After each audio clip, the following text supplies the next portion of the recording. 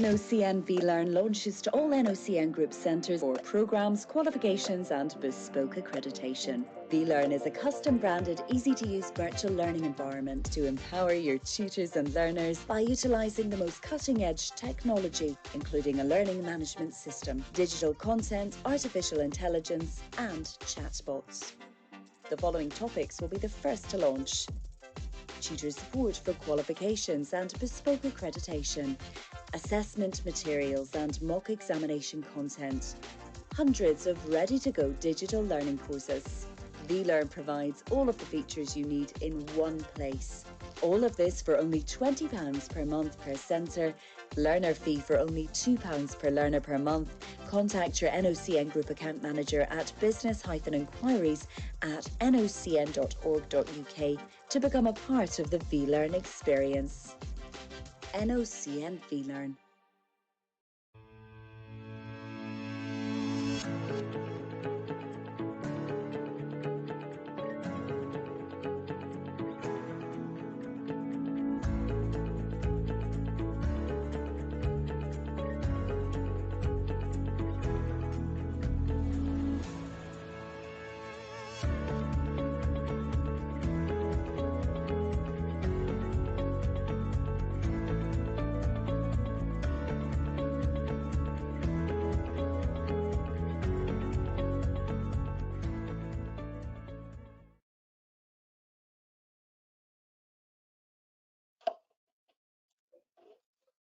Good morning, and welcome to this webinar this morning. I hope you are all well and can hear me and see me nice and clearly. This is obviously me, Nick Linford. Delighted to have you on the webinar this morning. Our in-depth look at the FE white paper, the first of what will be 6 in total sessions. Good to see that some of you have already found the questions box, or we can call it the questions and comments box if you wish. Just really important that you can all see and hear me. So a few of you now, if you want to just let me know, and my screen will then fill up with comments and questions. You can let me know what the weather's doing, what you're having or have had for breakfast. That just makes sure that I know that you can see and hear me, and that we are going well. Excellent. It also means that you know where the questions box is, which we'll be using a little bit later, hopefully, to have a bit of a conversation about the white paper. So morning to Chris, morning to Jackie, morning to Kate, morning to Tracy, morning to Bryony and Sarah and Graham and so on. Fantastic to have you on the line this morning for this session. A few of you already commenting on my lockdown beard, which apparently I have to keep. Anyway, enough about that. We are going to focus now on the FE white paper. We're just going to allow a few more people to make sure that they can log in. We had over 1,800 people register for this in-depth webcast series being delivered in partnership with our friends at the Nocn group. And we're hearing from the Chief Executive of Nocn shortly as well, before we then move on to talk to the report author. How exciting is that? In the form of Keith Smith from the Department for Education. So fantastic. I can see lots of you have now found your way to the questions and comments box. Of course, this is a live webinar, so we're going to try and have a bit of two-way conversation. Nobody else apart from me can see what you're messaging, and I'll keep it anonymous. But please do use that to let me know how you're feeling, what you're up to, and I'll do my best to talk and read at the same time. So if you can keep them fairly brief, the messages, then that will help. So, FE white paper in depth. This is the order of play, fairly straightforward. I trust you can see my slides coming through nice and clearly.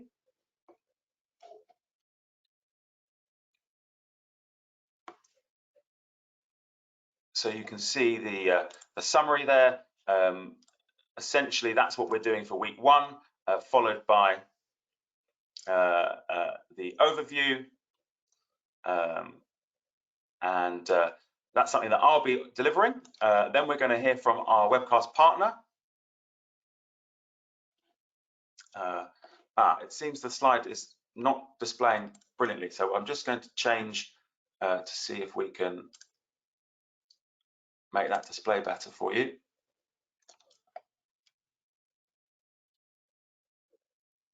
Bear with me one moment. Is that should be displaying better? Perfect, as Tracy says. Okay, good, brilliant. That's much better, as someone else has said. Okay, we're back on track now. So yeah, as I say, we're going to hear from our friends over at Nocn, and then delighted to be joined by Keith Smith, who is, of course, now the Director for Post-16 Strategy at the Department for Education. And as described by our Secretary of State for Education, Gavin Williamson, essentially the mastermind, the brains, the author behind the actual white paper. So we're going to hear from me, then from Graham, and then we'll have a longer session in conversation with Keith. Okay, so if you're ready, I can see the number of attendees is still rising, but as it does say on this slide, a link to the recording of the live session this morning will be sent to everybody after the webinar or webcast. So please don't feel the need to make lots of notes with some of the slides that I'm going to be showing you first, before we then move on, as I say, to hear from Graham, the Chief Executive at Nocn Group. So first thing is just to make the point, and I'm sure many of you have had an opportunity to look at the FE white paper already or read some of the coverage in FE Week. This was published in January, a little over a month ago now. And the first point I want to make in this week one session really is that it's a very, very wide-ranging document. And just for a bit of fun, I've included here some numbers.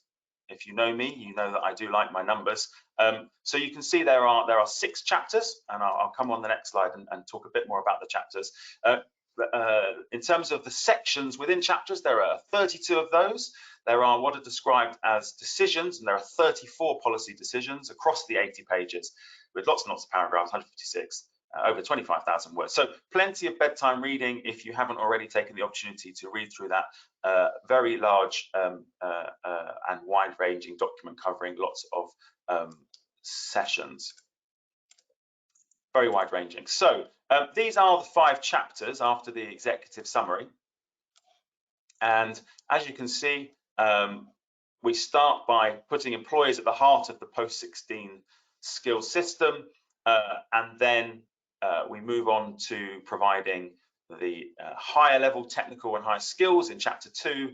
Then we've got something called the lifetime skills guarantee. I'll talk more about that, and I'm sure we'll be talking to Keith a bit about that, because that's very much becoming live from, in a sense, from next month, when courses could be very much started under that new policy banner. Then we've got a chapter about the providers themselves, the colleges and training providers and alike, being more responsive and more accountable. And then a separate section on teaching, or specifically supporting the concept of outstanding teaching. So we'll be covering each of these chapters in depth at this time every Tuesday for the next 5 weeks. So this is week 1, which is very much an overview. So today we are going to consider the key themes.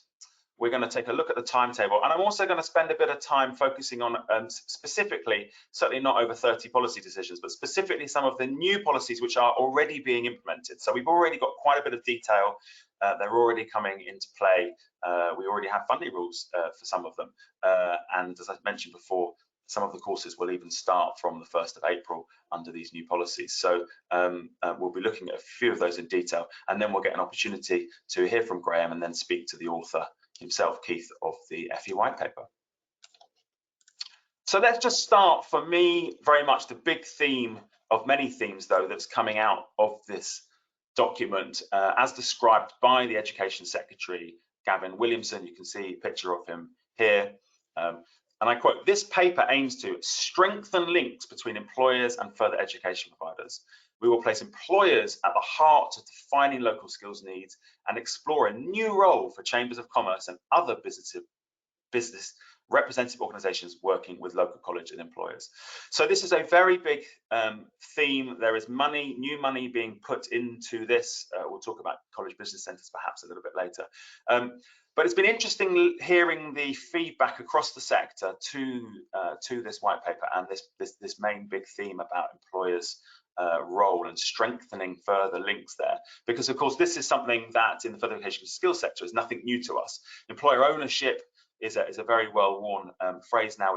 That's been used heavily by policymakers and the government, certainly since the Richard Review back in 2015. But there does feel to me like there's a sort of strengthening, but also a slight step away from the idea that employers have ownership to more that they have a leadership role, but being much clearer about what that leadership role is going to be, working in partnership, but with having a leadership role, and therefore being employer-led. And you may have heard some people, such as David Hughes at the Association of Colleges now, very much wanting to say, well, not so much in the driving seat, but certainly on the bus, and all sorts of metaphors and similes and analogies and so on that are being used to try and describe the role of the employer.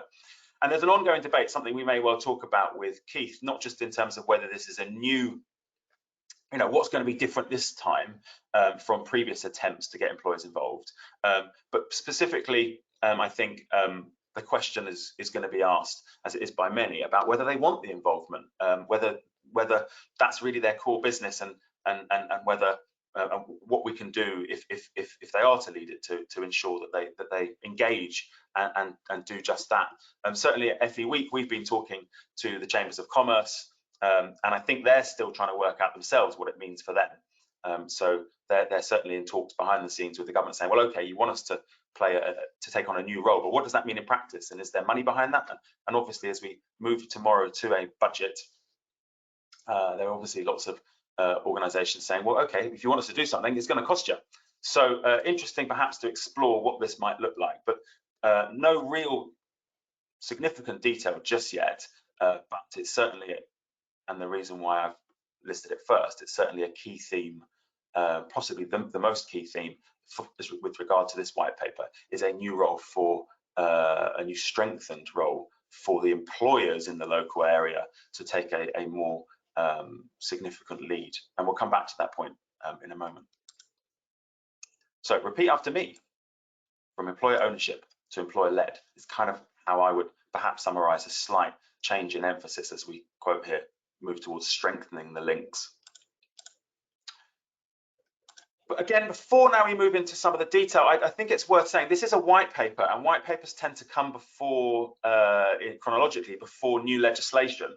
So although there's not actually much mention of legislation in the white paper, it's definitely worth pulling out where it is mentioned. And this will be in part the reason why it takes quite a long time for some of the reforms to be implemented, certainly not all of them, but some of them, where the government want to actually legislate, have new laws, then that can take some time because they need to consult, they need to find time in the diary to get it through through the two houses and then voted on and so on. So and it can change during the process. So let's just have a little look in the white paper at what the legislation is going to look like. And as I say, this is just a very much a summary at this stage in our week 1 webcast. So, subject to parliamentary approval, it is the government's intention that many of these reforms will be implemented through future primary legislation. So, there are 2 things that stand out in the white paper that the government is saying they'll need legislation for. So, the first takes us again to this idea of employer leadership. And the idea is to strengthen their role by actually putting something called a local skills improvement plan on a statutory footing. So actually to give it some weight in law, which the government think would then strengthen the voice of employers in the local skills system across the country. And this might be useful to chat to Keith about, who I think is tuning in at the moment, so kind of giving him a heads up, the author of the document, about. I think it's worth exploring with him, if we can, what it would mean for a local skills improvement plan to be on a statutory footing, and how that would relate to existing local skills plans, not least in the mayoral combined authorities, where, for example, the adult education budget has been devolved. So how will that work, where you've got a national statutory local skills improvement plan alongside the devolved authority, for example, and their own skills plan, such as in London with the very large area, a lot of funding behind a skills plan, and a lot of employees in all sorts of different industries and sectors. Certainly in previous years, the funding agency has attempted London-wide plans and has ended up dropping them because every sector sees themselves as a priority in such a large urban area. So that's worth exploring. And the other legislation relates very much to the idea of a lifelong loan entitlement. And this really comes off the back of the Augur review. Some of you will be familiar with this big review into the further education and the higher education funding and qualification arrangements, which feels a long time ago now and was published just around a few weeks before Theresa May left. So they've come up with this phrase about a lifelong learning entitlement, which I'll come back to later with regard to the timetable. So for it, and I quote, "For it to be a success, it is crucial that the user is at the heart of these reforms." Although no suggestion just yet that there are going to be kind of lifelong skills accounts, but that's possibly, and we'll talk to Keith about it, possibly on the cards in terms of the way that the user might access funding for courses. But it's certainly, as it says here, creating a more efficient and user-friendly system, meeting the needs of individuals, employers, and the economy, and that will require new legislation to move away from a system grounded in the concept of full years of courses of study.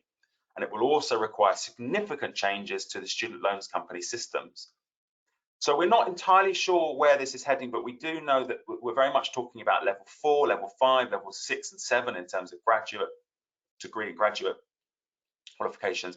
And as many of you will be aware, at the moment we have quite a clunky system where you have the Office for Students, now formerly the Higher Education Funding Council, paying for the courses. Then you have the Student Loans Company paying for the funding where there are loans used, certainly for the further education sector, and administering those loans in terms of individuals paying them back. But it's quite difficult for the further education sector to tap into higher education funding if they haven't already got it. Not a very joined up system. Certainly at level 4 and level 5, there's been quite a significant reduction over the last decade in the number of courses being delivered at that level. And that's a priority for the government, very much a priority to simplify and boost the number of learners at the higher levels, certainly level 3 initially, but then moving into level 4 and 5, and building on some of the reforms that have already been implemented, such as the Institutes for Technology, and making it much easier for learners to access either funding or loans.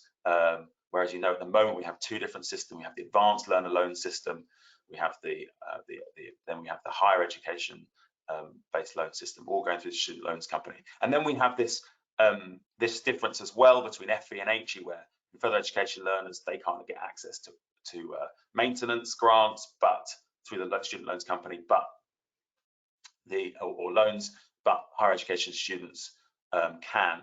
So very much looking there at making it much easier for students to access courses at those higher levels, and maybe as well to do shorter courses which can be built upon. And any of you with long memories will remember the qualifications and curriculum reforms around a QCF, and the idea that you would be able to add up units and do them over time. I see this as a kind of version of that at the higher levels now, where things would be more unitized, and it'd be easier for learners to dip in and dip out and build on the units rather than having to do solid full-time or very long part-time courses. So a lot of work to be done there, a lot of consultation requires, it would appear, legislation as well. And again, something you might want to talk to Keith about, and I'll refer back to with regards to the timetable. So 2 bits of legislation required, which will take some time to implement. I think another interesting kind of central theme is the idea of the government taking more power, what I've called more central powers. So again, rather than looking at very specific reforms, we've looked at the required legislation, but then in terms of a theme for this white paper, I think what does jump out to me, although again it's not spoken about that much in the actual white paper, I do think that's very significant. So let's just have a look at what I mean by these central powers. So the first thing to quote from the document, it says, "We will consider introducing new statutory powers for the Secretary of State to take a more active role in regulating the provision of initial teacher training." Myself, I'm not particularly expert in this area around teacher education, teacher training, but it does seem that essentially the door is being left open if the plans in this white paper are not being seen through in the way the government would like. There are plans. The door is being left open for the Secretary of State to take a more interventionist approach with some new statutory powers. The biggie here, though, I think, is this paragraph for me, which is to the idea of introducing new powers for the Secretary of State for Education, so the government can intervene quickly and decisively in cases where there are persistent problems that cannot otherwise be addressed, either where colleges are not delivering effectively or where local providers are consistently unable to deliver the skills priority for that area. So again, we're looking at the idea of the Secretary of State having more power to intervene. We already obviously have an interventions process. We have an FE commissioner that very much oversees part of the intervention regime alongside the skills funding agency, certainly for the commissioner focusing in on the colleges. We don't quite have the same sort of thing for the independent sector as far as the commissioner is concerned, but they're very much overseen in accountability purposes by the skills funding agency. What we don't really know yet is what it means in practice in terms of these new powers. Obviously, there's quite a lot of money that's been spent to support and prop up, particularly colleges, and in many cases support mergers with large grants or loans to keep them going. There are still about 30 to 40 colleges in quite significant financial difficulty. So we're not entirely sure what these new powers are going to be. Again, something we might want to cover with Keith. And I think also when I talk to people about the powers, there seems to be an ongoing debate about whether new powers are actually needed, given the Secretary of State does actually already have powers under the old Education Act from 1992 to remove college leadership. If you're interested in this sort of thing, it's worth having a look at section 56A in terms of the legislation, which feels like a very long time ago now, obviously 1992, but that still is in play, as I understand it. I've spoken to a few specialist lawyers in this area.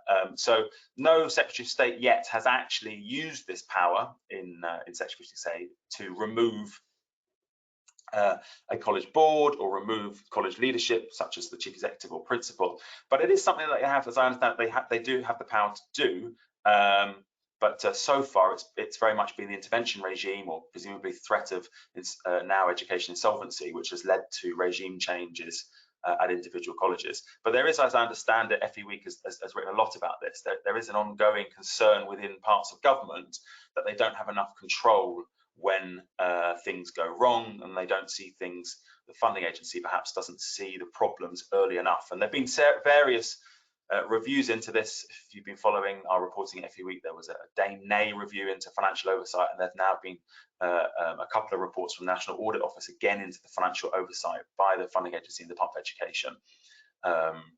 The National Audit Office published several reports being fairly critical of the oversight, particularly the intervention regime perhaps only kicking in when it's perhaps not too late, but later in the process when problems are already quite well embedded. So I think the white paper is being used in part here to try and rethink the relationship between government and particularly colleges where things have gone wrong at the college, particularly around the finances.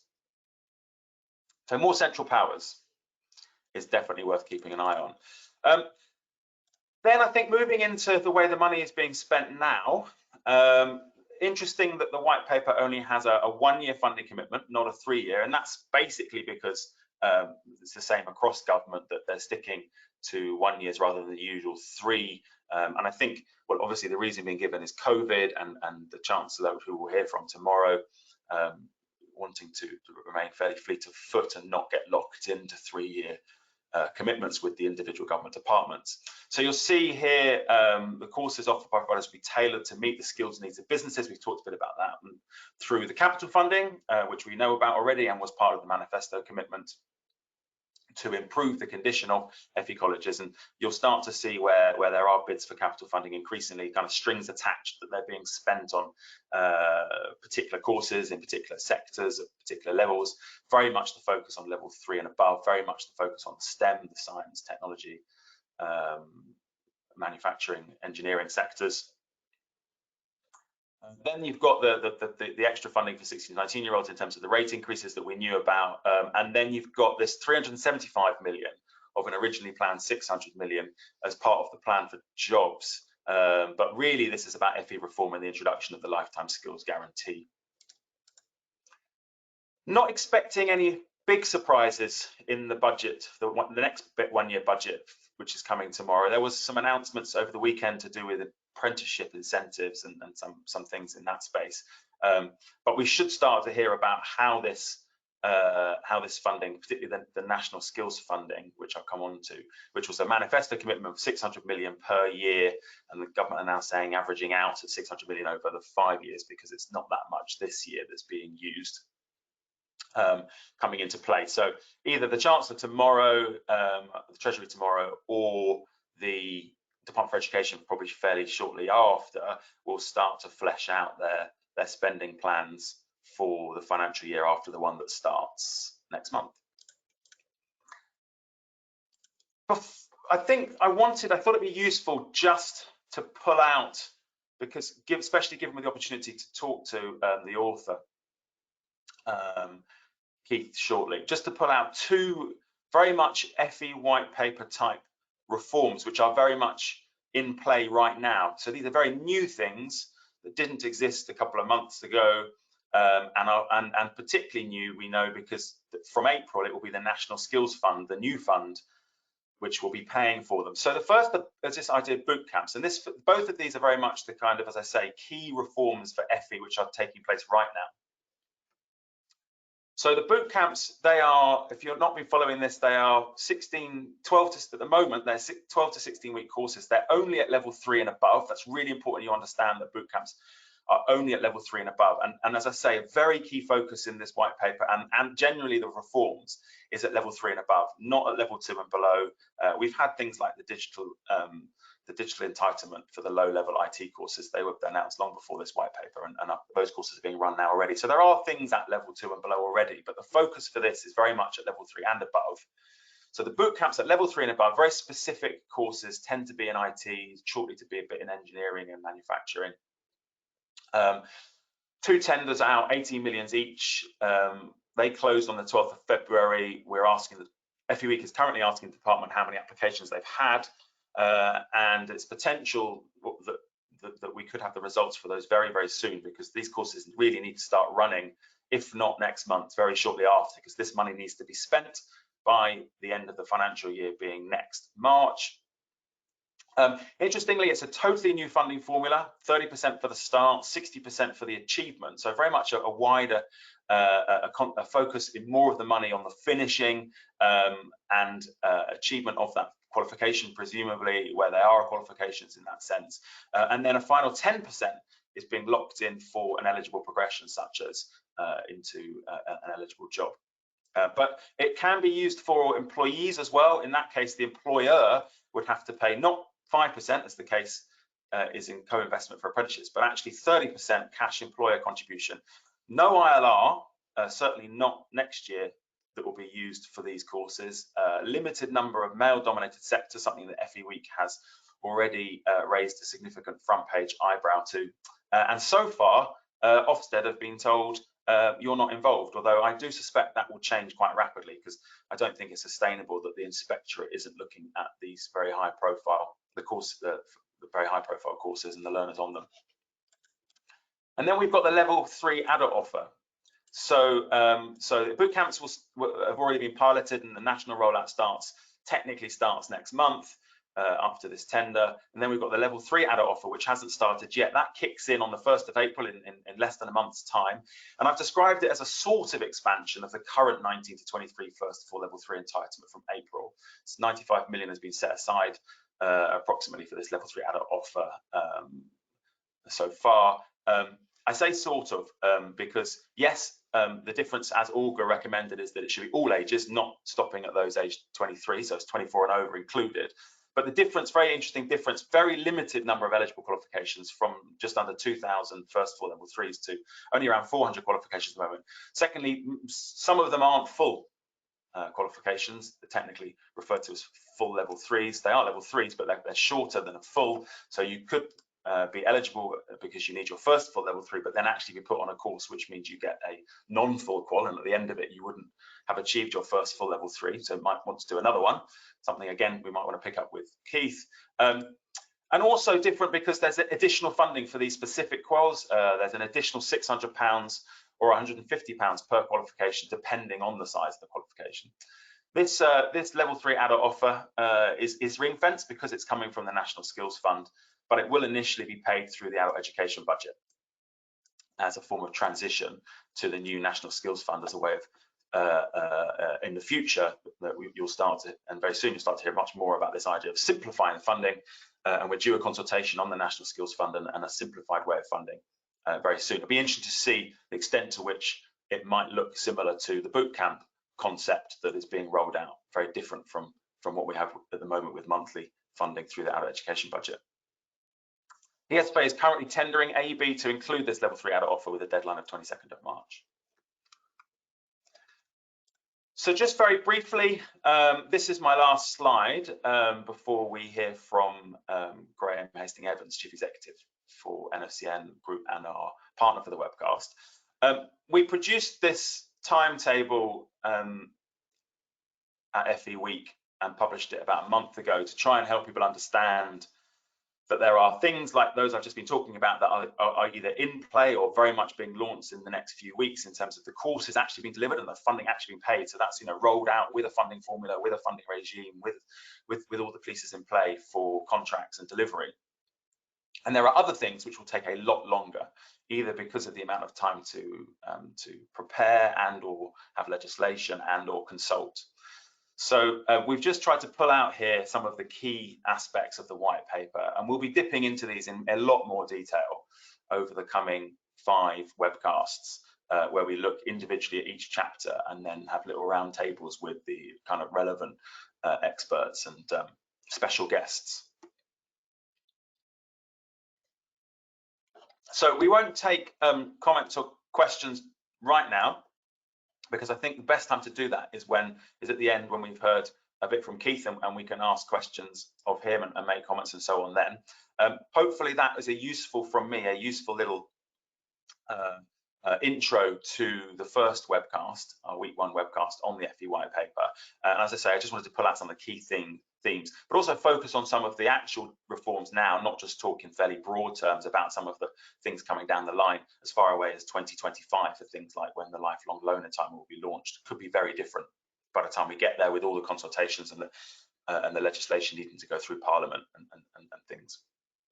So on that note, I'm delighted that we have with us our webcast partner in the form of Graham Hastings-Evans, Chief Executive for the Nocn Group. Great to have you on the line, Graham. So really interested in your take now on the white paper. Thanks very much, Nick. I suppose I come at this, as you know, Nocn Group is an awarding body, an EPAO. We issue smart cards, access, all of those things. But prior to joining Nocn, I was on the employer side and also ran training programs. So I feel I've got quite a broad view of this. So hopefully I'll be able to share some of that in the limited time. I won't repeat lots of things you've said very well. So I might pull out a few things that are perhaps a slightly different view on 1 or 2 things. So, but thanks for the opportunity to speak today. That's very, very helpful. I think the white paper Skills for Job is one of the most fundamental initiatives we've seen in the last 10 years. It does build upon the reforms that were kicked off by Professor Alison Wolf's report back in 2011. Gosh, that's a long time ago now, isn't it? And obviously all the subsequent changes we've had with Trailblazer apprenticeships and vocational technical qualifications. I think there is a lot of good ideas in the paper, and I know people are going to be very keen to get into the detail today with Keith. And we all know that the devil always lies in the detail, don't we? And today we're starting off with the overview, and in later weeks we'll go into some more of the detail. What I particularly wanted to touch upon today is to ensure that FE is properly funded, that it can continually change to meet changing demands within the economy. It supports all the people across our communities, so equality, provides that upskilling for the existing workforce as well as the over 16s. And I'd also like to briefly mention standards and timescales. Personally, as I've said, I welcome the direction in the paper. I believe we as a sector need to embrace it, whilst perhaps moulding and improving some of the detail as we go forward. I'm sure people will want to contribute that over the next 6 weeks as these debates, well, next 5 weeks, this is the first of 6 weeks. People will want to debate some of the detail, including the local skills improvement plans, employers' involvement, and let's not forget online delivery. We've all learned that from COVID. The level 4 to level 5 reforms, and how crucially we support teachers, tutors and assessors so the whole system works well. And within that, next week we're going to talk about employer involvement. I've had a lot of my personal career has been about employer involvement in skills development. It's not an easy area, it's very challenging, lots of different views on how we should do it. So probably we'll come back more at that in detail next week. I just turn now to perhaps the need for the changes that are set out in the white paper. We've got a great academic system, worldwide recognition of the quality of our education and qualifications. Many of our universities are in the global top 100. Our scientists have done a great job with the vaccine. It's all very, very positive. However, the vast majority of people do not go into academically based occupations. They go into practical jobs in the economy. And if our economy is going to be highly productive, successful, provide the foundations for levelling up and creating a fairer and equal society, we have to have the ambition to ensure that the FE technical and vocational system, which is what we're talking about in this white paper, for training, boot camps, traineeships, apprenticeships and qualifications, is as world-beating as our academic system is. And it needs to support all the occupations in our economy, not just those at level 3 and above. That's my challenge over this reform. We know 11.2 million people, that's 30% of jobs in the economy, are at level 2 and below, with essential pathways at entry in level 1 to get them there. We need to upskill and update this part of the workforce, and that's going to be a significant challenge if we want to improve productivity in our economy. In critical sectors, and most of you will know the sector I worked in and I come from, level 2 is the backbone of the workforce. Over 3/4 of the people are at level 2 or below, and this is not going to change anytime soon. So we must fund training and qualifications for level 2 and below to start that progression, so we can move people up from level 1 to level 2, level 2 to level 3, level 3 to level 4, and that will help us provide an equality of access and a levelling up which the government wants to achieve in the economy. I want to touch now on standards.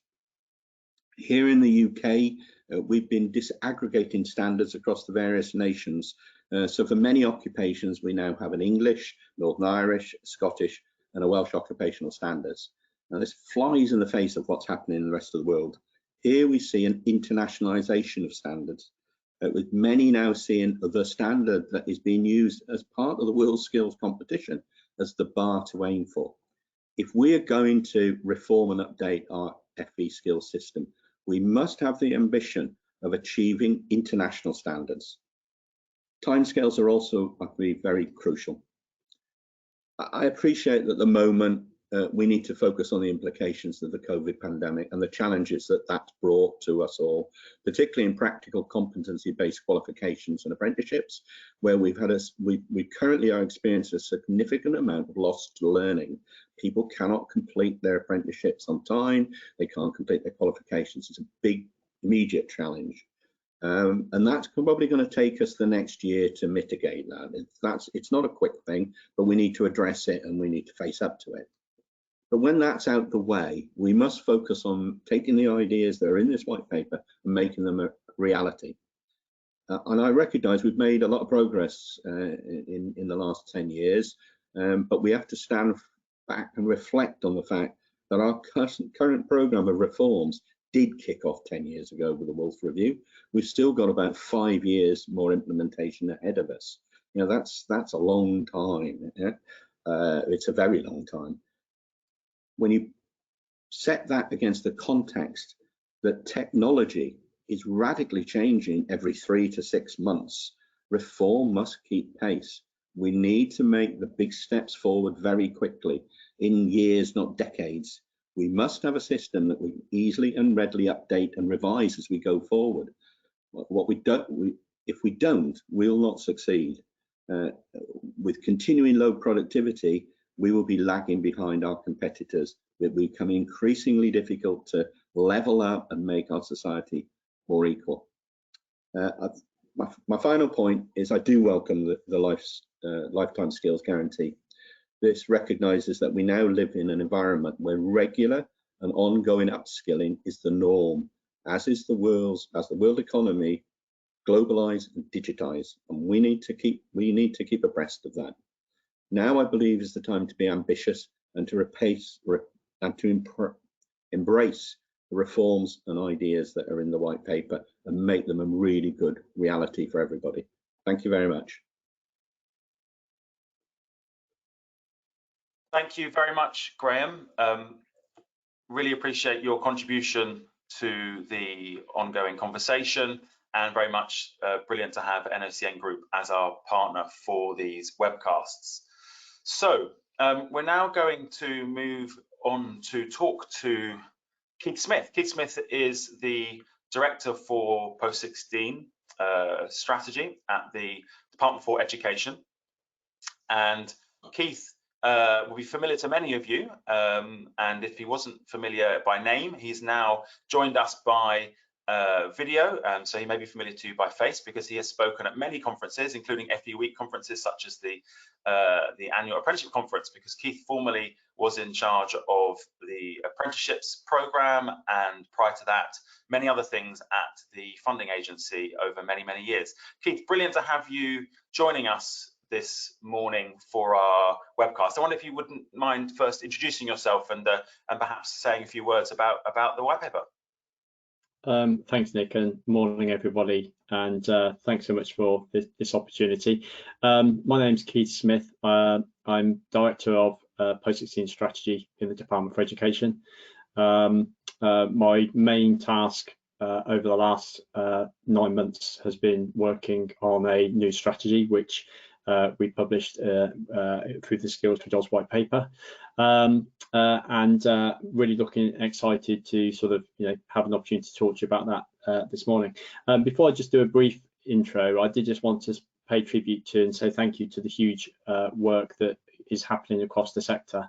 I've been very lucky in the sense that I have been very privileged to be able to work on a strategy for the future, but there's been huge amounts of work happening over the last few months to deal with the COVID pandemic, and I think for you as a sector, you should all be really proud of the work you've been able to do in very difficult and extraordinary circumstances, just to support, to keep supporting students, to keep doing, to keep the business of skills and education alive. So I just wanted to start by just recognising, whilst a lot of this conversation today will be about the strategy in the white paper, that can only happen when we've got a fantastic, and a strong system, and it's an absolute privilege to be, to be a part of that small part of endeavour and the work that you actually do day to day. So thank you so much for everything that you've done and everything you continue to do.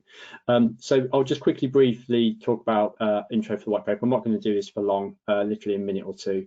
And I guess really one of the things that I think I tried to set out on, and when we first sort of talked to the Secretary of State about this, was we wanted a system that could really cut through and a strategy that could cut through what would really be setting us up for future success. And we wanted to be bold, but we also wanted to make sure that we didn't just throw out what was also good about the system. And so I think one of the things that's great to hear often is when people say, well, this bit already happens. Well, I think that's right, because we want to celebrate, we want to build out the good stuff that already happens. We don't want a system that just ignores that. We want to build upon that. We want that to be strong in all parts of the country. We also wanted a strategy and approach which didn't, which cut across the whole ecosystem. So we tried really hard to make sure we looked at the core purpose for FE and what the purpose of what we needed from that, what it was to to do that. We wanted to look at the funding and accountability system. We wanted to look at the way that we give entitlements and the way we support students. We wanted to look at how we bring employers into the system and how we did that properly across end to end, and how we did that really authentically. We wanted to look at this over, something we could deliver over, over sort of a long period of time. And Nick quite, as you very helpfully said at the beginning, there were some things in here we're going to do immediately, but there were other things that's going to take many years to do. We think that's the right approach because we want to have a very strong sense of where we're going together, because we have a huge opportunity to celebrate what is fantastic about our skill system, and to invest and to build, and that's very much I think the approach we take. So I really hope in the conversation we now have we'll be able to get into some of the colour and the flavour of this. I completely accept there's a huge amount of work to now do, and in some ways for me doing this work, it's a scary prospect of the things that you've put in place, because there's a huge delivery job now, and I think but there's a huge opportunity for us together to build an FE and skills system which can really be founded upon a really bright future. And I think you will all recognise, not least just because of what you do anyway, the challenges of COVID and the sheer amount of work we're going to have to do to support the economic disruption and to actually invest in skills that really matter. There's no better time to actually rise to that challenge. That's all I'll probably cover, Nick, and perhaps open up now to questions and conversation.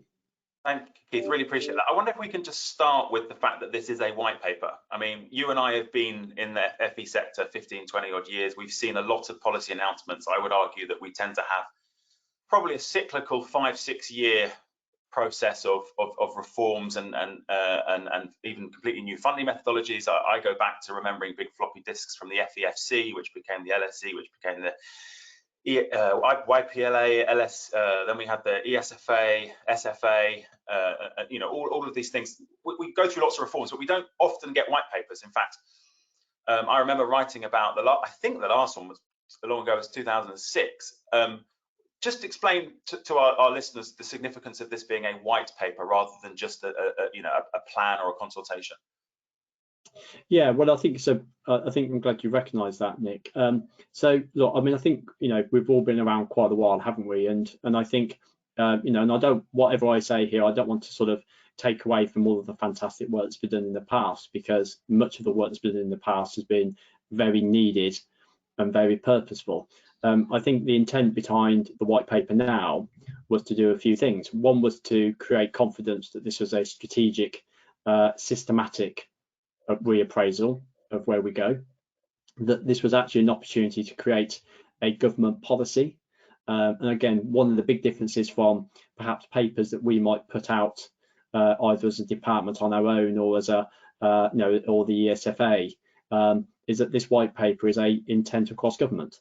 And so we've had to work across all government departments on what is the right strategy for FE and skills.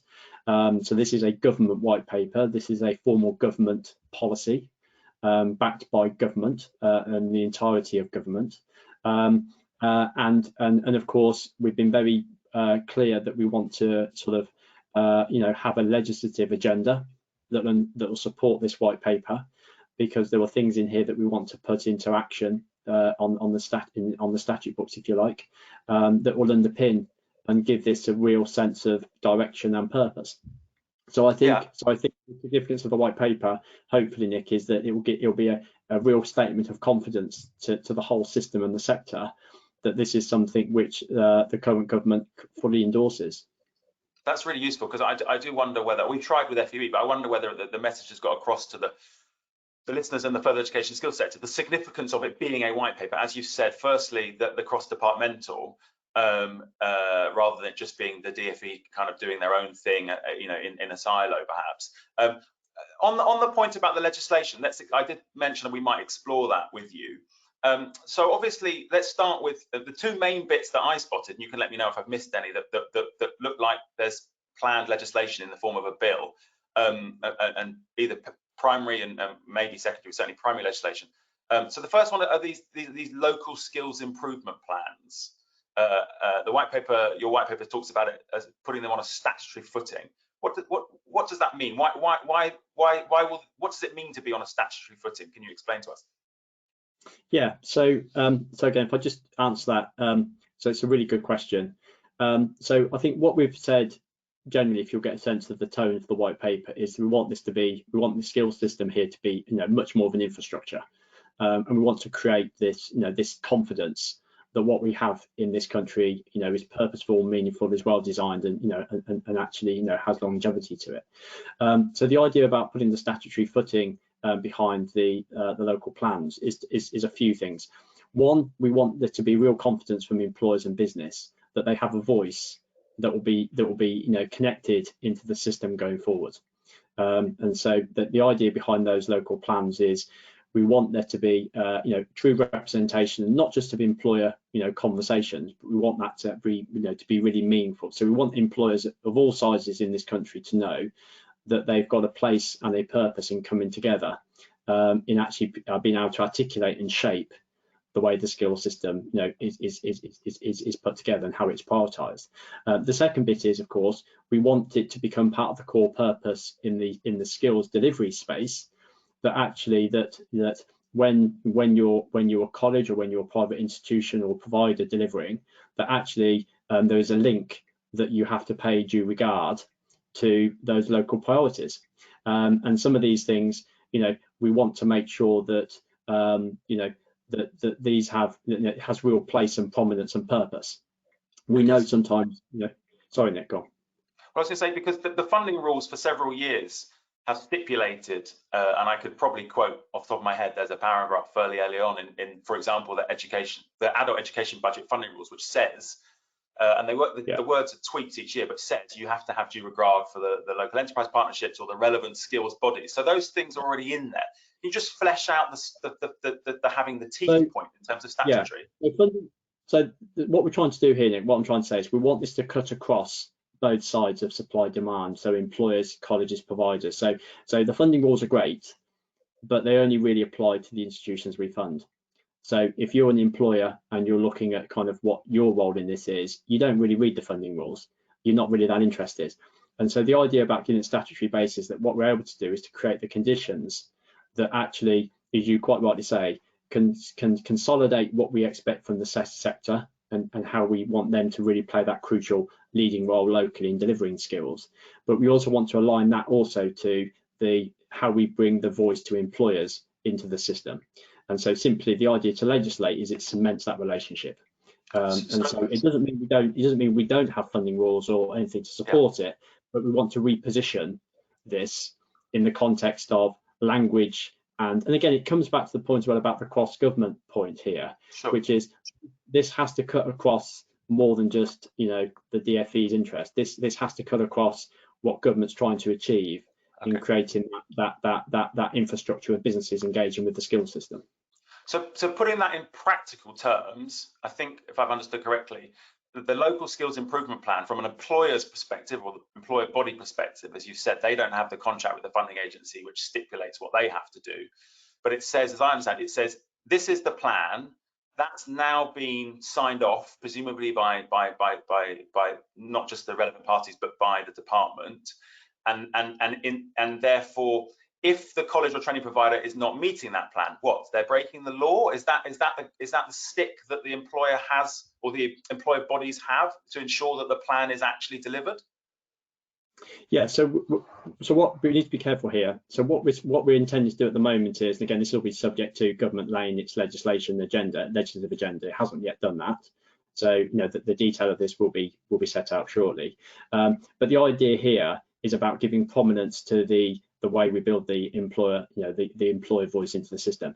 The primary purpose of the legislation in this regard is not really about what happens if colleges or providers ignore it, although that will be an important byproduct. But isn't that the point? Isn't that the point of the statutory, the additional statutory requirement? The point is that if colleges and training providers won't continue to be able to ignore the local plan.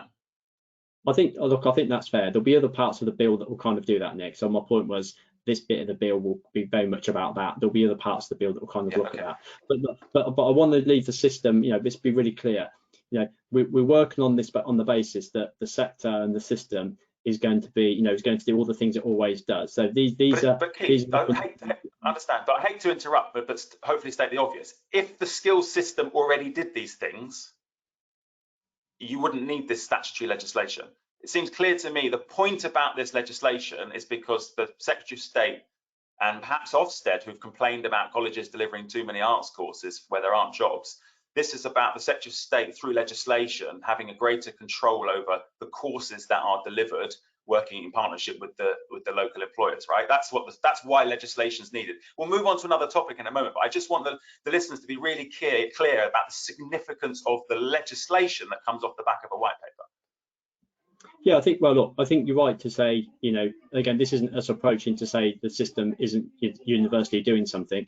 It's to give it prominence and to give it purpose and to give it, as you say, support. So we want every part of this country to have the confidence that we've got a system and infrastructure that's very clear about its purpose and what it's there to do. And equally, as you quite rightly say, in doing that, we have to be equally clear on what happens when it doesn't. You have to be clear on both sides. Yeah, and to me, you're being careful with your words, but I do think a very important part, as I've laid out, a very important part of this white paper is to basically shift the power away from the institutions in the colleges and training providers in the decisions they make about the courses that they deliver, and put that power essentially into a plan that they've signed up to. And if they don't sign up to the plan, clearly they're not getting access to the public money. We'll move on to another topic, but is that a fair, I mean, I'm not trying to put words in your mouth, but that seems to be very much a significant introduction of a change. I think the calculation is not quite right. So it's not that we're removing power. If anything, we want to empower the sector locally even more than we do now, because we want them to have much more freedom and autonomy to deploy the investment we provide. Sure. The things but that if a college ignores the plan, what happens? If they do something different from the plan? Yeah, so that's when we're into the sort of a different part of the bill, which is what happens around sort of the Secretary of State's powers for intervention, right. Actually get involved in the system. So again, we need to be, I'm being quite precise on this, because actually there are different elements of the planned legislative agenda. But again, this will be for ministers to determine and set out. They haven't yet done that. So, but the intent will be to have this bit of the bill about how we get employers involved in shaping the system. The other parts of the bill, which will be about what does the Secretary of State's powers look like to intervene where the system is perhaps not working effectively as it is, as he or she would like.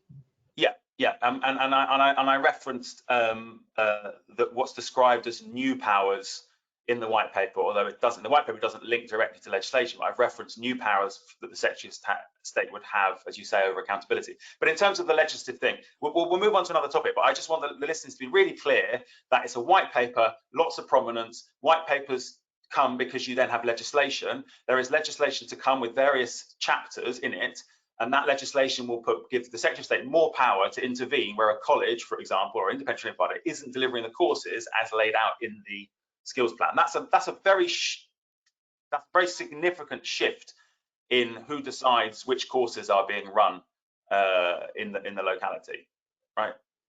Very significant. Well, I don't think it's a shift in who decides. We want the local providers and colleges to decide, but it is a shift in the ability for the Secretary of State to intervene where he or she doesn't feel that the system is effective. So that's a fair calculation. Yeah. So at the moment, to characterise Ofsted and what they've said some colleges do too many arts courses. There's no intervention from anyone to stop a college chief executive from running lots of arts courses at whatever level they want. This will change that. That will if that doesn't meet the local skills plan, then the intervention part of the legislation could mean that the Secretary of State could take action. Excellent. Okay, that's useful to clarify that point, because I think quite a lot of people are focused on the detail of a lot of the policy announcements and are perhaps missing the bigger picture of the significance of some of the legislation that's coming down that could be coming down the line.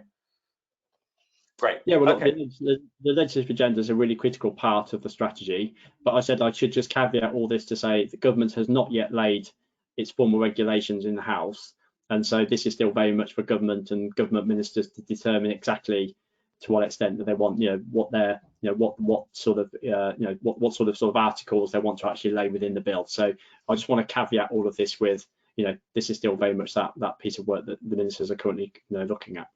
Absolutely, and I focused a lot of time on it because I think whilst there's a huge amount of detail and work to be done, for me it's the core of the reason why it's a white paper, and we've been reporting for some time at FE Week about how the government thinking very carefully about how they can take more control over the courses and the levels that are being delivered. And one way you do that is intervention. The other way you do that is you introduce programs that can only deliver certain things. So for example, as I've talked about, we now have a lifetime skills guarantee concept funded from a national skills fund. And the only things really that's paying for at the moment, as far as I can see, are things at level 3 and above. So we have boot camps, that delightful name, which are in play already.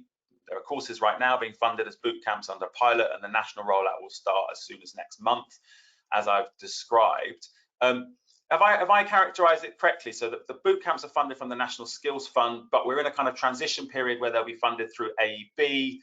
Sorry, not through AEB. We're in a transition period where they've got a very different funding methodology, right? So we've got 30% for the start, 60% for the achievement, 10% for the completion.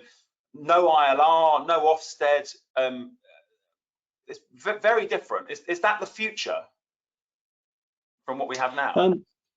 So look, I mean, one of the things that we know, again, if I just answer that question in a slightly different way, if I was to characterize, one of the things, what is one of the standout, reflections of the skills system we have now, The one that we probably would all put down first, or in our list of top 3 things, is we would probably use the word complex.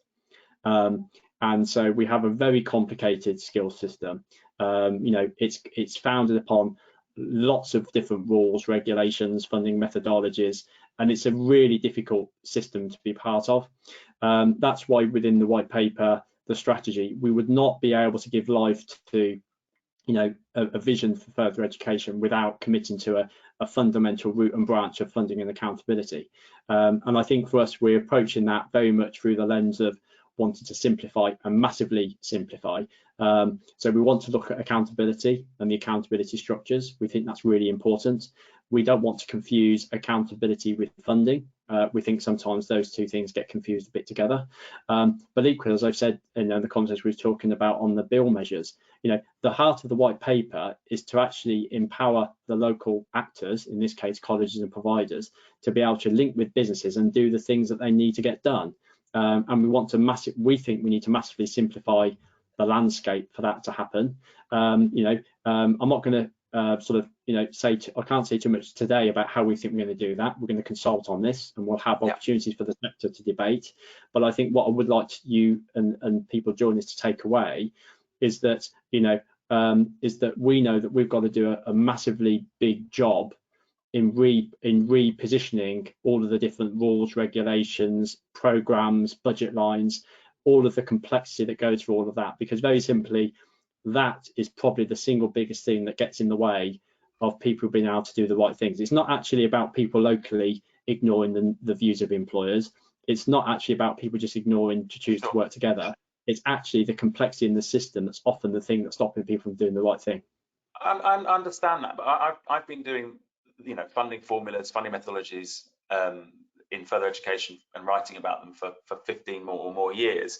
The bit that's seems counterintuitive is to make it more complicated before you make it simpler. So a college or training provider right now already has for example, the adult education budget.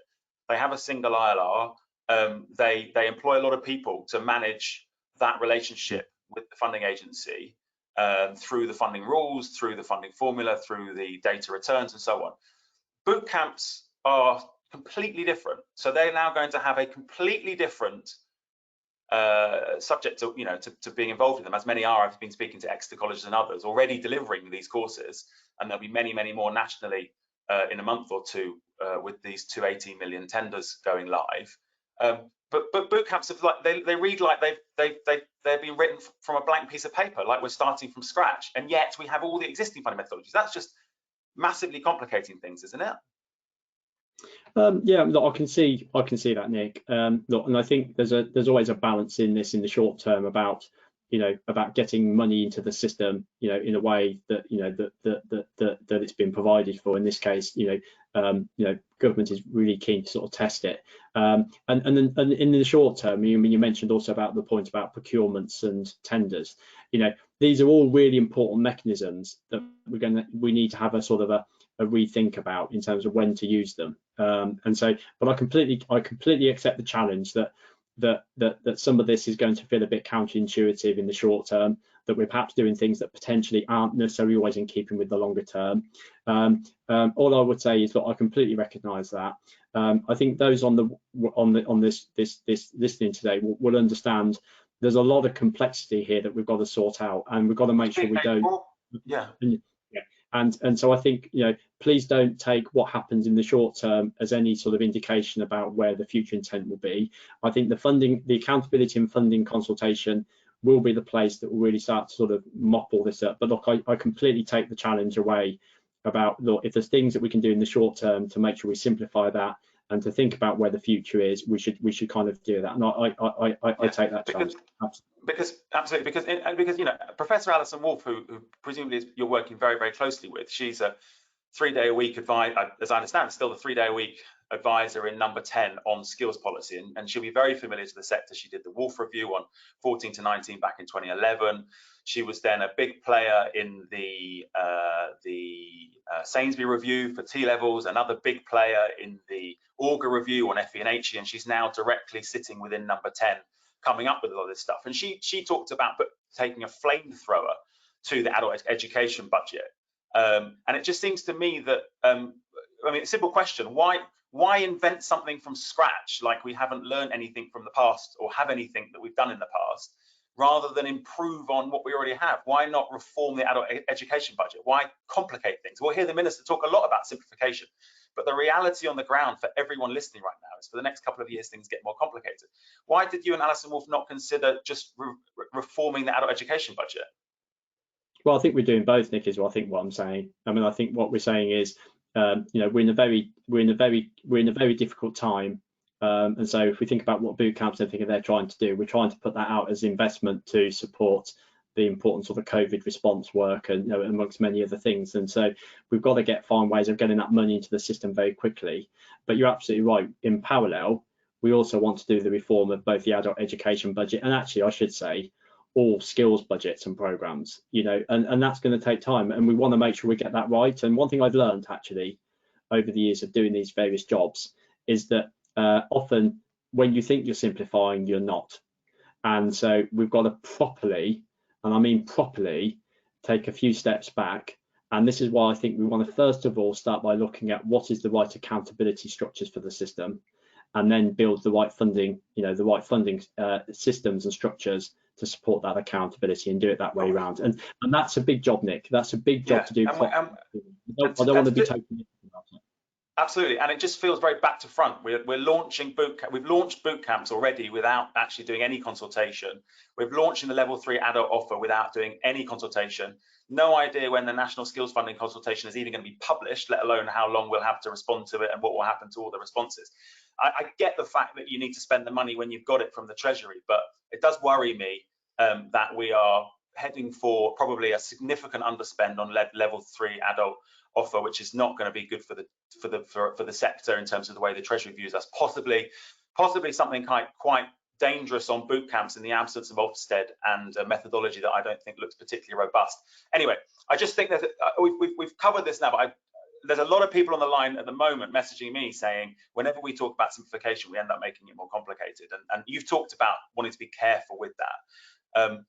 Perhaps the second policy that we could look at, we've talked a bit about the boot camps, that has an operational amount of detail, would of course be under the lifetime skills guarantee, the adult level 3 offer, which as of next month will form a part of the adult education budget, and it's ring fenced for that use. People are currently completing their adult education budget tenders for next year, for which there's a ring fence, I think around 7 million specifically for this level 3 adult offer. When it was first announced, Keith, I think a lot of people assumed it was just an implementation of a recommendation from the Auger review to extend the existing first full level 3 entitlement to anyone aged 24 or over. But in reality, it's very different. What's the thinking behind including non-full qualifications, so short level 3 qualifications, which means that someone on this entitlement wouldn't actually get a full level 3 qual? So look, I think, and again, I think this sort of plays to the heart of what we're trying to say about the purpose of the skills system. So you will know, and again, sorry to harp back a bit, but you know, we all know that we've grown up with the current system, and you know, we've had various debates over the years about fullness, firstness, you know, and all those sorts of things. Whereas simply what I think we're trying to say, the currency we're interested in is what skills get people jobs, what skills get people the ability to, you know, change careers, to reskill and to be successful and to thrive, you know. And that's why I think when I was saying to you earlier about, you know, this is very much about a strategy which is putting the, you know, colleges and providers at the front line to make those smart decisions. What we're trying to do is balance that with how does government make sure that invest in the things that are going to have most value, you know. And we've said the most important value for us, the currency we have, is jobs and skills for jobs. The second is, of course, the importance of progression and people that are able to actually develop through, if you like, the levels. And you know, I will say probably one thing, which is, you know, we sometimes can get to, you know, we've had a system that's been very dominated by views around levels and of things, and fullness of things, thinness, fatness, etc. One thing we've learned through COVID and the way to deal with economic prosperity generally is it's just got to be the right skills products to service the need. But Keith, this product that you're describing, this product you're describing is only at level 3, for example, and it's only for a very limited, about a third of the number of qualifications that are full at level 3, and including some that aren't. So you can't have it both ways. Either you let the providers decide what's right for the skill system, or as you're doing, you stipulate it has to be level 3 and it can only be these quals. Surely you can't have it both ways. But it comes back to my point that I made before, Nick, which is there are some things that we're doing now which are about injecting either some emphasis to some support on the things that we think the country really needs in the way of additional investment to support people in a very difficult time.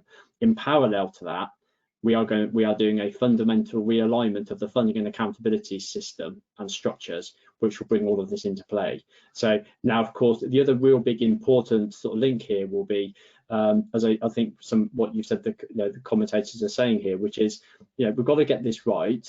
And I think what people can start to see, hopefully, that there are things that we're trying to put out there, which will hopefully help us set ourselves up for when we think about the funding and accountability system, what should be the right mechanism for funding and the right mechanism to incentivize people. So I think we need to, I'm being slightly careful here, but I think that if we're going to drive real simplicity through the system, and we're going to drive real purpose through the system to free institutions up to do the things that business really need, then there will, I'm sure, be points of a realignment in some of the funding policy that we currently set ourselves to be able to do that.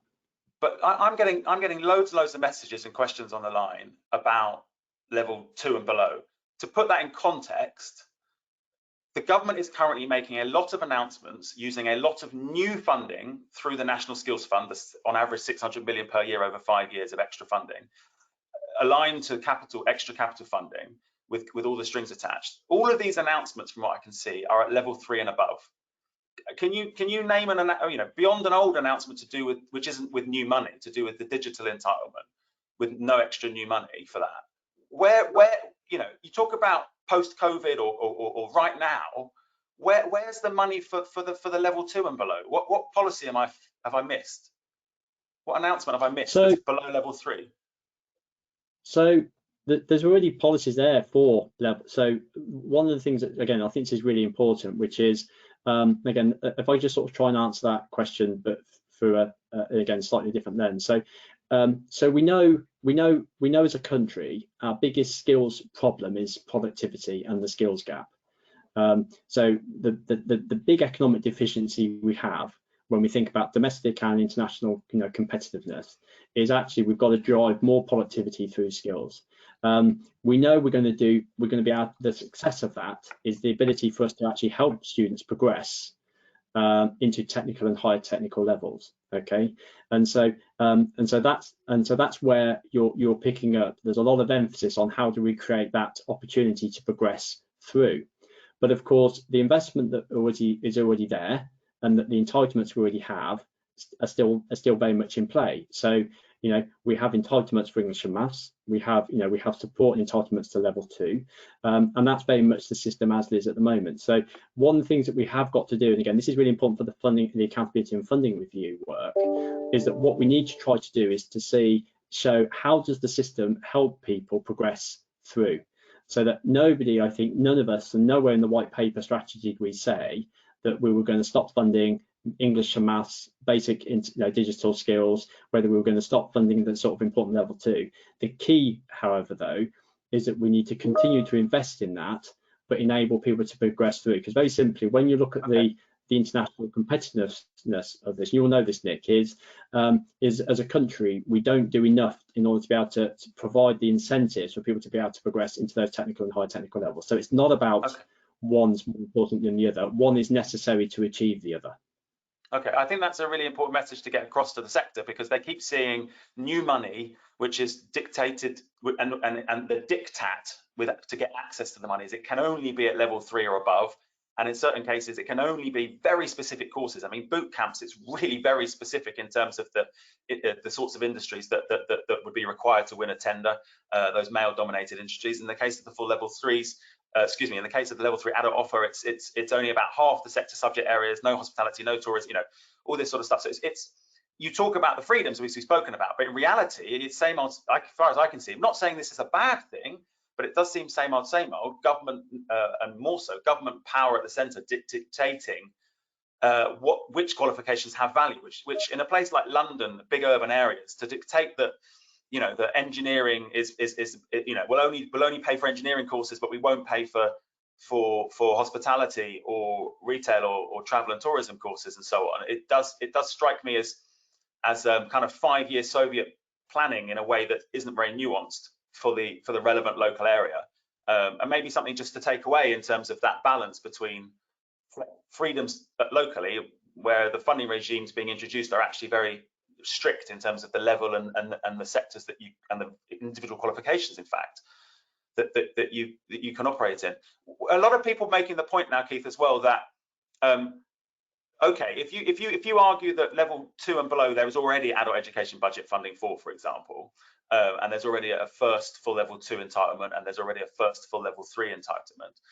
A lot of people, I've seen quite a few coming in saying, why are we only fully funding people for their first level 2 and level 3? That might be something that they got 10, 15 years ago. They might have done their A-levels or a BTEC or similar diploma 10, 15 years ago. The training provider college has said, sorry, you can't do this. You can't be funded this way for a completely different sector because you got a large level 3 qualification, however many decades ago. That seems, in the post-COVID, people are saying to me, that seems, and I know Association of Colleges have been talking about this, and David there, seems to be a policy which should perhaps be reviewed in terms of firstness as an entitlement. Is that something that you're looking at, whether some of these new announcements could accommodate people who already have a level 2, already have a level 3? Well, I think, as I've said, I mean, this is exactly what the funding and accountability consultation will start to look at and examine. This is exactly why I was very careful about explaining that. But as I said, I think it's really important that people don't confuse that with, you know, there's some things specifically government wants to target in the here and now for various reasons, and we shouldn't sort of confuse the two. Equally, we shouldn't confuse the new investment coming in with the core funding that's already there. Again, that's really important. But the work we need to do going forward is to create what does the system look like in its entirety. And you're absolutely right to say part of that will be examining firstness and fullness. But I think the other thing I'd say, though, and again, this is really important, I guess, for what we need to do going forward, is, you know, I want to just stress this progression, this mobility through the skills system point, because we do have a system which is not supporting progression as far and as deep as it perhaps as other systems around the world do.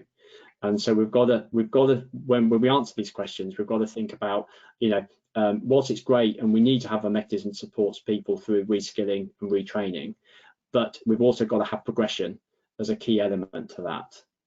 So you know, because that is where, you know, if all we do constantly is retrain people to get level 2 because they change industry every 2 or 3 years, we're not actually dealing with the real problem. So we've got to get a balance between the two, and I think it's absolutely right to sort of, you know, to reflect that. Certainly for the skills system, you know, and the purpose of FE. And this is why we do the job right. We all work in FE and the skills system because the sheer brilliance it does in getting people, you know, from low skills into jobs and to be successful. Right? That's why we all do what we do, and we're all passionate about our skill system to do it. What we're trying to do here is to say, how do we create the conditions to do that really simply, to be really successful, but secondly, to do that enables more people to progress into technical and high technical levels, because we don't want a system that just stops people from progressing into technical and high technical levels where we know for their personal wealth, for social mobility and for economic productivity reasons, etc., that is a good outcome. So that's very much the system we've now got to try to work together to see how we can conceive that and reset it in that way. So if I've heard you correctly, so put that into context and then maybe timescales. So back in 2009, I published an article, can still be read online, about how, so this is now what, 11, 12 years ago, about how the entire further education funding system was geared towards what back then were called, you'll remember, back then were called success rates, and then Matt Hancock changed them to call them achievement rates, which basically was, as long as you pass the qual as a training provider or college, you get 100% of the funding. So I think in terms of the progressions you're talking about, that's going to require an incentive regime, a part of the accountability regime. So is this a big part, while simplifying? Is it?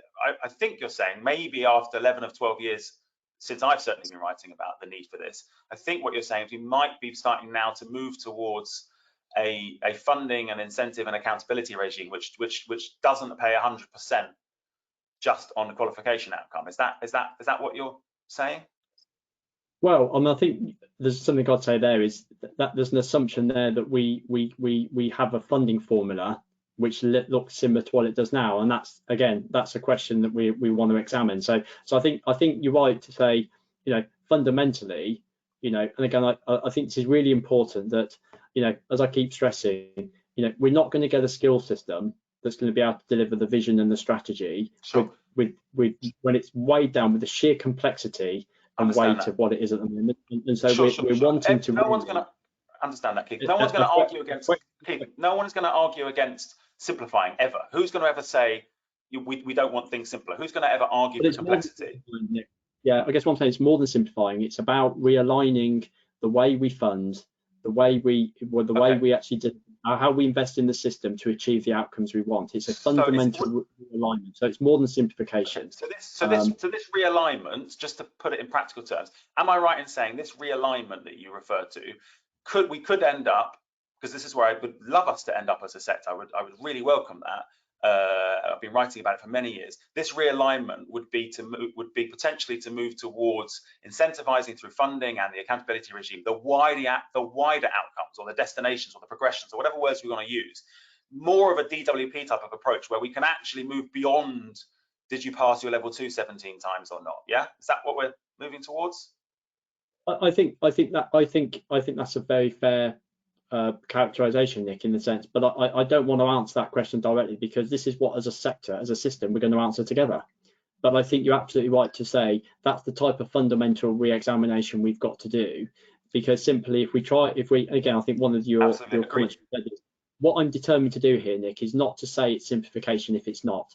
This is about simplifying, but it's also about realigning so that we've got a system that funds institutions on the basis that they will give them the capabilities to do the things that government's asking from them and the things that they're so passionate about getting up in the morning to do. Okay, all I'm saying, the funding and accountability work is our job that we've got to come through on that to support that. So I know myself, and I think some others I've spoken to, certainly it's not universal within the sector, would very, very much welcome, and it's incredibly long overdue from both. Never happened with the Labour Party, it didn't happen with the Coalition, hasn't happened so far with the Conservative Party in power. So well overdue, well over a decade overdue.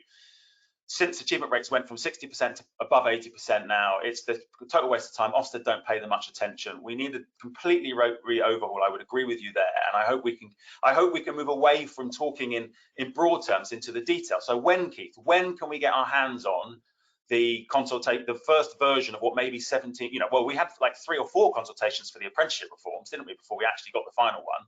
When will we see the first version of the consultation for this new funding and accountability regime, which may or may not be simpler for the one we've already got? Well, we've committed publicly that'll be by spring this year. What's your definition of spring? When does spring end? Well, you give me your definition. But we've said spring. I'm doing the questions. You're doing the answers. Well, look, I'm sure spring means the same to you as it does me. But look, we've said spring, which means basically, before the summer break, we'll be doing this. We're intended to do that. But what I'll say on this, Nick, we've already started to reach out to the sector on this. So we've already started to engage and have conversations with the sector about what's happening here. Where do we go? But you're not doing that publicly, Keith. None of that's done publicly. Nobody sees that unless they are presumably the chief executive of or similar of AELP or the chief executive or similar of AOC. Everything all this reaching out is behind the scenes, right? Yeah. So look, I think let me just offer one thing here. We promised an FE reform programme, a strategy, which we hoped the sector could be really proud of and give it a huge vote of confidence. And we've delivered that. What I'm just asking everyone to hear is that we're absolutely determined to do the same in this area of work. We want to consult. It will be a proper open, proper consultation, and we will get to that point. But I think you will understand, and I think everyone in this webinar will understand that there's a process we're trying to go through, which is whilst we want to consult and put really important points up for discussion, we want to try and do as much as we can to get as much of that right when we do that, and that's why working with the sector in the way we do matters so much. But that's not to say we're hiding anything. We're not going to be. Sure. We are going to be visible on this, and the fact that we're committed to a consultation should give us all real confidence that everyone will be able to have their say. But to put you on the spot, Keith, where was the consultation on boot camps? Where was the consultation on the level 3 adult offer? So again, I'll refer back to what I said before, Nick, which is, there's two things happening at the moment. There's things that are happening very quickly and very rapidly because of the need in the system to get funding into the system to get capability there. And then there's the more strategic fundamental stuff about the future of the system and the sector overall. So we're having to work those in parallel. And I've said already, I completely accept there will be times when those things don't always look as aligned as they need to be. And I've said I'll take that away. That is an absolutely valid challenge. It's something that I'm very conscious of, and I know, when we talk to ministers, they are conscious of it too. So I'm not trying to distract from that. I completely accept that, and I'm hearing that. But that, in essence, is what's going on. And all I'd say is, if people just be a bit patient with that. What I do want to, and again, this is really important, is I don't want to confuse fundamental system realignment with the short-term things that we do at the moment, because that's where, again, people start to lose confidence, where they hear we're going to simplify, we're going to change the system, and all they see are tweaks but not fundamental changes, Nick. So I think we're trying to just cope with both things at the moment. And of course, in a time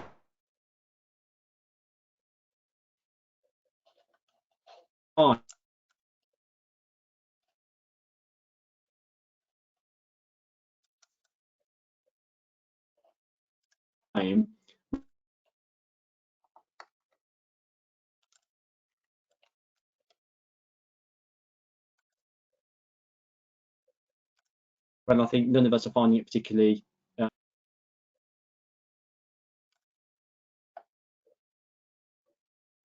Hi, Nick, can you hear me? Yeah, sorry, I've lost you there. Are you still there? I think my signal went for a second. It must have been my problem. Sorry. No problem at all. Yeah, no, listen. I think, as we're coming to time now, I just want to say a massive thank you to you for joining the webcast this morning. I think it's really highlighted for me, which I was kind of aware of, but there aren't many like me that obsess over the detail. But I think it highlights for me, and hopefully highlights for the listeners, that there are two tracks going on here, taking us right back to the conversation you and I had at the beginning. We've got the here and the now and the immediate, for which there's been no consultation. I have personally major reservations about the design of boot camps and the funding for that, and who it's going to potentially go to, we don't know yet, and what the accountability regime looks like, where there appears to be no ILR, no Ofsted. And I do hope it doesn't get undermined by its lack of, by the speed at which it's being implemented, and by my view, by the potential lack of rigor that comes without consultation. And the same with the adult level 3 offer, again being implemented now in a kind of transition year where it's being funneled through the AEB, which is very, very messy, when it's not even a simple extension to an existing policy, where you've got these extra funding amounts which people have to put in, certain ILR codes, and it makes real complexity where perhaps it needn't be. And we already have massive complexity between a national and devolved AEB already. So the second track, in terms of the longer term, and you introducing a proper consultation, the sooner that can come, however we define spring and summer in terms of dates, the better, because the last thing any of us want, I'm sure you'd agree, Keith, is for the immediate programs to end up undermining the relationship between the DfE and the Treasury when it comes to the longer term strategy and the purpose of the white paper, cross-departmental with legislation. So for me, that's been a really useful conversation to understand those two, as I've understood them, those two tracks, the immediate, which are perhaps imperfect, and where we want to get to, which is a completely different accountability system with certain powers at the centre, certain statutory duties for providers to deliver certain things. And the biggest for me would be a move away from the achievements paying 100% of the funding and actually considering those wider outcomes as part of the funding and accountability regime. So that's been a really useful 45 minutes for me. Is there anything, Keith, you wanted to add or say as we draw to a close for our first webcast? And again, from me, thank you for joining us. No, that's fine. It's a pleasure, and as always. And you know, I just would like to say thanks again, pay tribute to everything that everybody does. I just would hope just leave people on the sentiment really where we started, which is there's a lot for us to feel really excited about with this strategy. And I think, as I said many times, we're all part of this system because we feel that it does amazing things. And I think we've got an opportunity now for really presenting the FE and skills system in a way that is fundamental to the government or the country's infrastructure and what it does. I think we've never had an opportunity to have so much confidence and support put into the skills system. And actually, I really do believe working together, all of these challenges on how we deliver, how we implement, how we actually make the system the best it can possibly be. I think together we can achieve that. And so personally, I'm really super excited for the work we've got to do. I'm just very thankful that we've got a sector that's doing so much great work to support people in such difficult circumstances,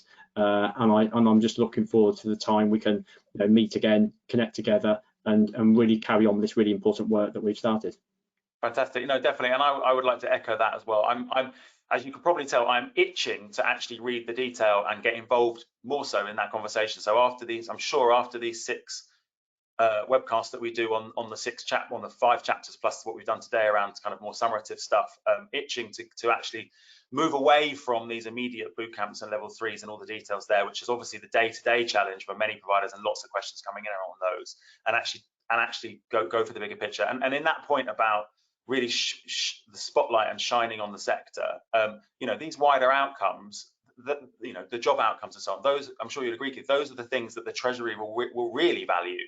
And the more we can build those into the system as a formal recognition of the quality work that FE and Skills does, the more the Treasury will support the sector in a way that perhaps arguably before this particular administration that they didn't. But there is certainly a lot of new money in the system, and we've just got to spend it really wisely.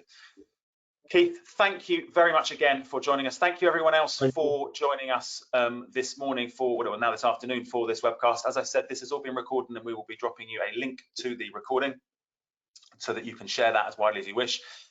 Do make sure you let your friends, family, pets, whoever else you want to, colleagues, know about these webcasts, and they can sign up for the next 5, of which we'll look in depth at each of the 5 chapters. And I'm hopeful that we can have Keith back as and when the first of probably several consultations are published to take a deeper dive, which seems to be a popular phrase at the moment, into the detail.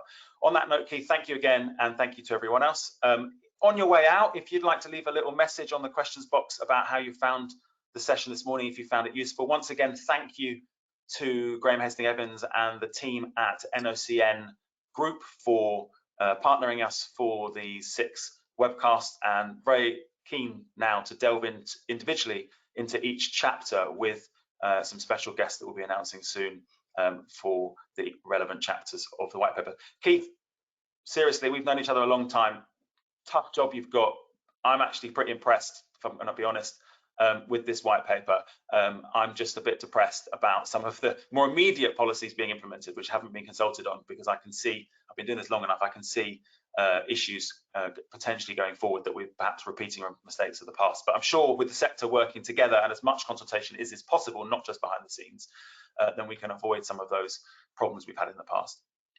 So on an upside, really excited to delving into this, Keith, and great again to have you. Thanks, everyone.